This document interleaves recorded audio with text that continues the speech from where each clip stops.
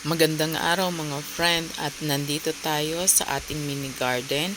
Ang nakikita ninyo na sanga na ito ay masasabi kong survivor siya dito sa ating mini garden. Kasi kahit hindi ko siya itinanim, inilapag ko lang siya dito sa lupa sa ating mini garden ay nabuhay siya. Ito ay isa sa mga sanga na pinutol ko sa puno ng malunggay. Kasi mataas na nga ang puno ng ating mga malunggay, kaya nagputol ako ng mga sanga. At heto, ayan, kung makikita nyo ay nagkaroon siya ng sprout. Yan ay sanga ng malunggay at yan ay ready na siyang itanim.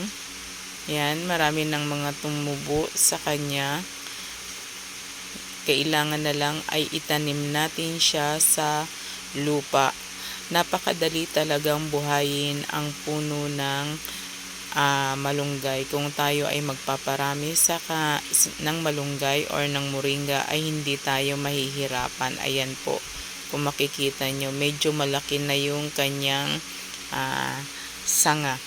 Nagkaroon na ng mga sprout. Ayan. At masasabi kong survivor siya dito sa mini garden kasi nga ay bihira naman ako napupunta dito, at ayan, kahit hindi ko siya itinanim ay nabubuhay siya.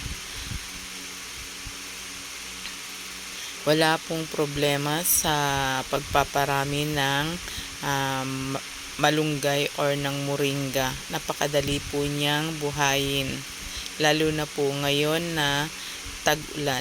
Shout out nga po kay Easy and Delicious with Euprasia. Shout out din kay Jen Frago. Ayan po, napakaganda na po ng kanyang kanyang mga dahon, di ba?